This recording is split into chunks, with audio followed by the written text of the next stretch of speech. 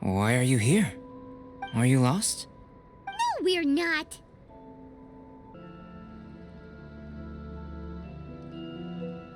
A secret? Hey, what are you doing? Our mission calls for a delicate approach.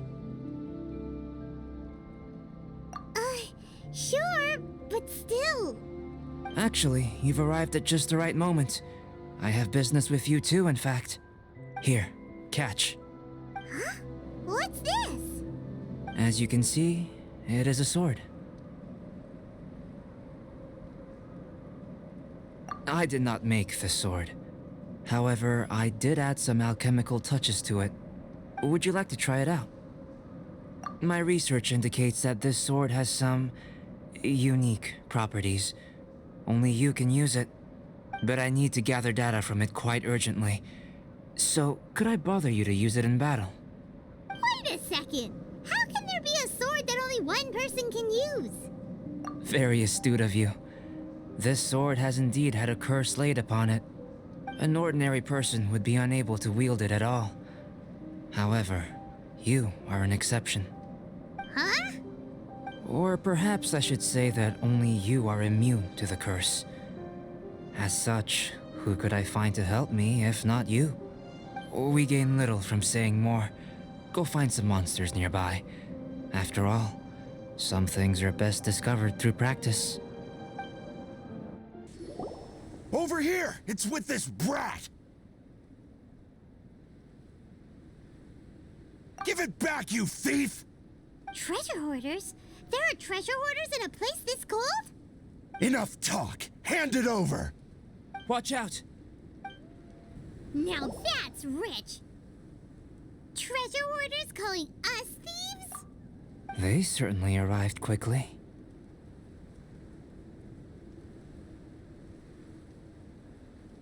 Goodness, no. They seem to have been talking about this sword. What's going on? Why are you looking at me like that? Of course I didn't steal this sword. Not long ago, the Knights caught a band of treasure hoarders outside the city. The goods they were smuggling were also impounded. This sword was one of those items. We believed it to be stolen plunder, but no one came to claim it. Nor could we find out where it came from, so it languished in our stores. I noticed it quite by chance while in our storehouse. To tell you the truth, such an old sword would see little use outside of alchemy. You claimed it for yourself? Just like that? So, then what happened? You just took it with you? Indeed. And I initially intended to perform some experiments on it, but I unexpectedly discovered its true origins in the process. This ancient-looking weapon once passed through the hands of a now-deceased blacksmith. It is a legendary, magical sword. A magical sword? It is said that the smith vanished not long after creating the weapon, with the weapon subsequently becoming lost to time. Working backwards from its eventual fate as plunder, one can guess that it was then stolen by the treasure hoarders, where it remained in obscurity till recently. The blacksmith who made this weapon disappeared? That's kinda spooky. No wonder it's cursed. Exactly. Do you know the story of Durin and this mountain? Durin was the black dragon who menaced Mondstadt, before finally being defeated by the combined efforts of Dvalin and the Animo Archon Barbados. After a fierce battle, the vanquished Durin crashed to ruin here, falling into the thick snow. Snow gathers atop this mountain and never melts, which is a most curious phenomenon. Which leads one to wonder, was Durin's fall here purely by chance, or was it intent? Could it really have been intent? Perhaps this place was chosen as a gravesite precisely so that the snow's power could seal the corrosive toxin coming from Durin's body. It seems plausible that Barbados would think of such a method. Huh. Was Barbados such a capable god? Well, these are just my postulations. I don't have any evidence. But what's for certain is that this mountain and Durin are deeply intertwined. In fact, I believe that the very sword in your hand has Durin's remains in it. A dragon's remains? Indeed. The dragon's eyes, claws, and scales ground into dust before being used to coat the blade. In this way, Durin's corruption and venom entered into the sword and became the source of its power. This is very advanced craftsmanship. I presume that having successfully forged the weapon, the smith must have tried it out themselves in their joy. But using the sword in battle would have allowed the corruption to seep through the blade's handle and into their bodies. Ordinary mortals cannot withstand such power. The blacksmith must then have fled, driven mad by the curse, before meeting their end in some unknown place.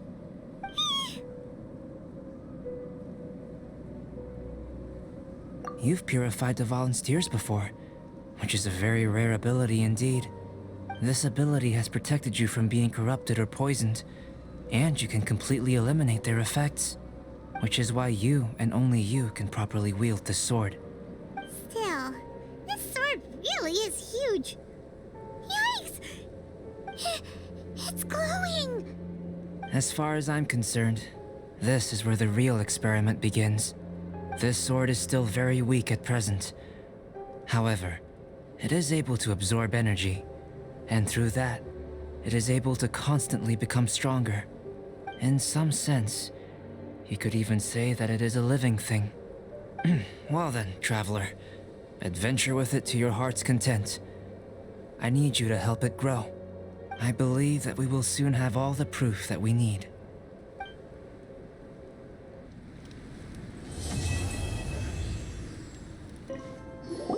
Albedo! You're back. We've been working hard on the sword, you know. Check it out! Indeed. It is as I thought. This sword grows stronger as you use it in battle. I thought that only applied to people. And that's precisely what makes it special. Ah, yes.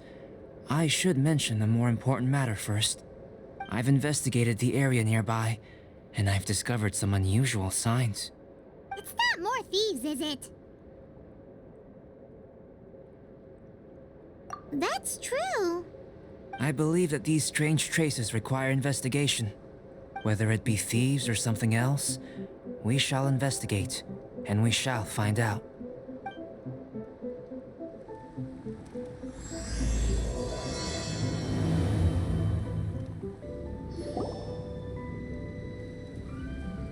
Lots of human activity here, that's for sure. Looks like more than one person, too. So they have a camp here. Huh. Here to steal, just as usual. And would be rather convenient to rob adventurers who come up here, yes. It's survival of the fittest here on this mountain, huh? All that stealing, though, and still every last one of them still poor as dirt. Anyone who calls us thieves gets no pity from Paimon. Who's that? Who are these sniveling sneaks snooping around our camp? Ah, we're busted! The Fatui.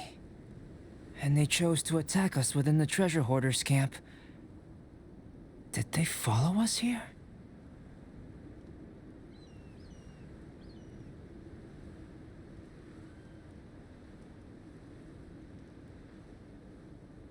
But why would they do that? Did you go rile them up while we weren't looking? Did you? Maybe it's something we all did then. I think the Fatui are looking for this sword. Weren't you keeping the sword super secret? How did they know it existed? Perhaps they caught sight of you using it on the mountain. If their eyes are any good, they'll definitely have seen how this sword stands out from the rest. They really want everything, don't they? Not quite, no. The Fatui are collecting things related to the Archons. This, I believe, is known to you. Huh. Now that you mention it, we did hear Master Diluc say that. Durin is the sworn enemy of the Animo Archon, and had power comparable to his. To say that it could rival the Archons, or was related to them, neither is an overstatement. So that's how it is. I made a new discovery while sketching nearby. There's an area up ahead that's quite remarkable. Its ley lines flow differently from any other. Nearby monsters have been attracted to it and have fallen under its influence. As a result, their constitutions have come to far surpass others of the same kind. That seems convenient. Well, we're here to help this sword grow, aren't we? Might as well go try it out on those monsters. Precisely my intention. Oh, and do remember to observe how various enemies affect the sword differently while you're at it, please. So how did it feel? I have a hypothesis concerning this. Each time the sword absorbs power from the bodies of fallen enemies, it will resonate with Durin's remains, hidden somewhere on this mountain. Holy moly, that sounds amazing! If my theory proves correct, this could mean that all the monsters here may be resonating with Durin's body. I fear this may have to do with the origin of these monsters' powers. Durin is no ordinary beast. Even though it is long dead, the entire mountain is still held in thrall by its corpse. The dragon's mysterious power may itself be a form of curse. We still don't have enough information. If we wish to understand more data is required. And this is where you come in. Guess story times become work time. I have some research work that needs settling, so we will have to work separately for now. Let's meet up again near the broken bridge.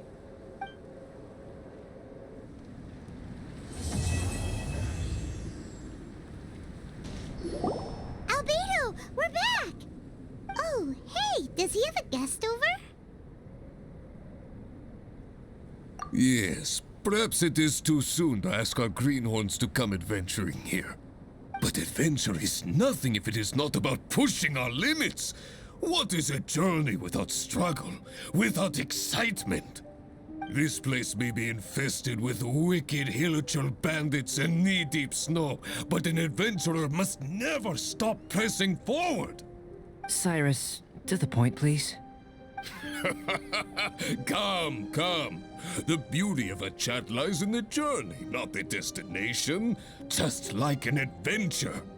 Even if you are robbed blind and must give up on your encampment, you can start a fire and cook a meal in the frigid snow. This journey up the mountain will be an unforgettable one for all our newcomers. Yes. They may resent me, or even hate me. But in the future, they will think back upon this moment with hearts full of gratitude. For this was the day that the spirit of adventure was passed on to them. Oh, yes. Go on. Oh, brother, Albedo's at it again.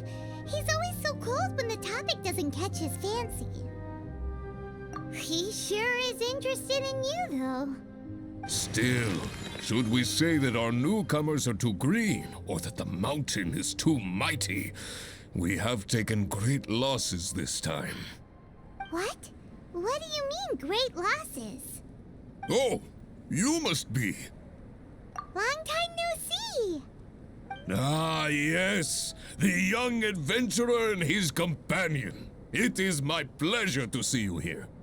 I trust these frigid ascents have not given you too much trouble? Ha! We can take anything it has to throw at us. Ha ha ha! Good, good. I love your confidence. But you must be here on some important duty, braving the wind and snow like this. I came here to gather the latest data on hilichurls, and asked him to serve as my assistant. Ah, I see. A gathering of people chasing their dreams and ideals, is it? Then I wish you all the best. Farewell for now. I must go see to our new recruits. Looks like we've made a discovery.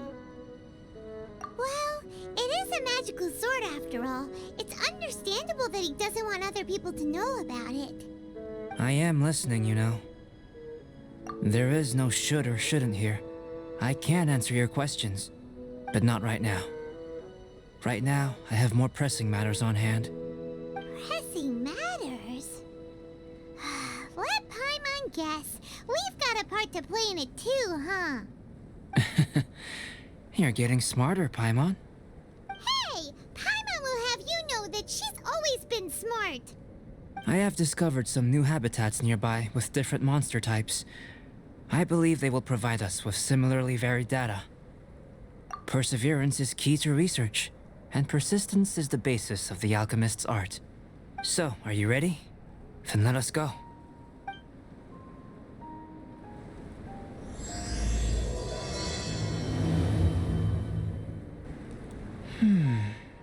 It seems that no one is here. Do monsters go out to run errands too? Well then, would you like to take a look around before they return? Or shall we rest a while here? All right. What would you like to ask? So we're having a chat now? Paimon wants in. I know you must have questions, whether it be about me or about this entire situation. As I said before, I will answer them, but I will not deceive you. There are some things I cannot go into detail on. On these matters, you'll have to permit me to summarize a bit. Huh. Guess Albedo can be pretty straightforward when he wants to be. Uh-huh. What?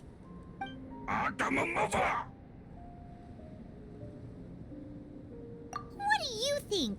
And why aren't you asking Albedo, huh? Did you see that? That Elytra ran off while holding onto something that looks like a book. That's not good. That was my sketchbook. Paimon thinks it's just your run-of-the-mill thief, really. To think that it dared to steal my sketchbook. Quite bold, this one. Looks like Albedo's got a frosty temper. Looks like it's a dead end. You know, except for this huge cavern entrance. Judging from the tracks, that seems to be the case. Then what are we waiting for? We can't let it escape. Wait. This mountain is incredibly large. Even if there was a path within its bowels, such a road would not be easy to walk. Can you feel it? The wind carries the scent of ice and stone with it, and the sound of echoes. The space within must be massive. Really? As such, rash moves are of no benefit to us. But we've come all this way. We can't just let it leave. It is, but that doesn't mean that we should act recklessly. There is another way. It just requires some extra work. If my guess is correct, this cavern's exit is on the other side of the mountain. You are quite the expert glider, and I am a fair hand myself. So, prepare yourself, and we'll glide across in one go. That's our sketchbook. And it was on the head honcho, as expected. There's been some damage. I need to head back to see if there's anything I can salvage. Let's meet at the alchemy stall in Mondstadt later, shall we? Wow. Albedo looked like he was in quite a hurry.